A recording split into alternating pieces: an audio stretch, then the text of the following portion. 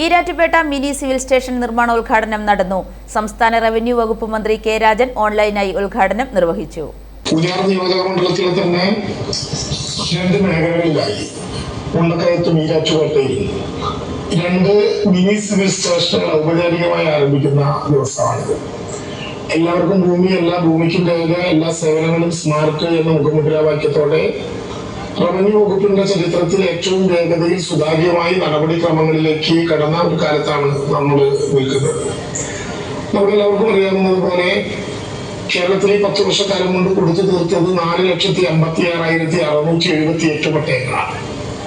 അതിൽ തന്നെ ഈ ഗവൺമെന്റിന്റെ കാലത്ത് 2,80,000-ഓളം പട്ടയങ്ങൾ 5 വർഷക്കാലം കൊണ്ട് വിതരണം ചെയ്യാനായി. Poonjar MLA advocate Sebastian Kulathunkal അധ്യക്ഷത വഹിച്ച യോഗത്തിൽ കോട്ടയം ജില്ലാ കളക്ടർ ചേതൻ കുമാർ മീണ IAS സ്വാഗതം ആശംസിച്ചു. നമുക്ക് ഇവിടെ ഒരു മിനി സിവിൽ സ്റ്റേഷൻ കിട്ടുമ്പോൾ വളരെ നല്ല നമുക്ക് സൗകര്യം കിട്ടും. ഒരുപാട് ഇവിടെ ഓഫീസ് വരും. ജനങ്ങൾക്ക് ഇപ്പോൾ വലിയ ഒരു ഡിസ്റ്റൻസിൽ പോയിട്ട് ഇപ്പോൾ അതിനുശേഷം ആവശ്യമില്ല.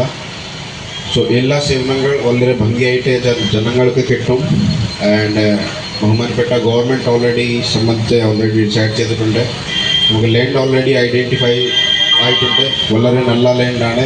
തീക്കോയി ഗ്രാമപഞ്ചായത്ത് president Ambika MS, Kottayam additional ജില്ലാ മജിസ്ട്രേറ്റ് ജയകുമാർ KP, CPIM പ്രതിനിധി രമാ മോഹൻ, അഡ്വക്കേറ്റ് സുനിൽ പാണ്ടൻ കല്ലേൽ, സ്വാഗത സംഘം chairman MG Sekharan, Kerala Congress M പ്രതിനിധി അഡ്വക്കേറ്റ് ജെയിംസ് ജോസ് വലിയ വീട്ടിൽ, INL പ്രതിനിധി റഫീഖ് പട്ടരുപറമ്പിൽ, SDPI പ്രതിനിധി സബീർ കുരുവിനാൽ, PDP പ്രതിനിധി നിഷാന്ത് നടക്കൽ, മീനച്ചിൽ തഹസിൽദാർ സജിമോൻ മാത്യു എന്നിവർ ചടങ്ങിൽ പങ്കെടുത്ത് സംസാരിച്ചു.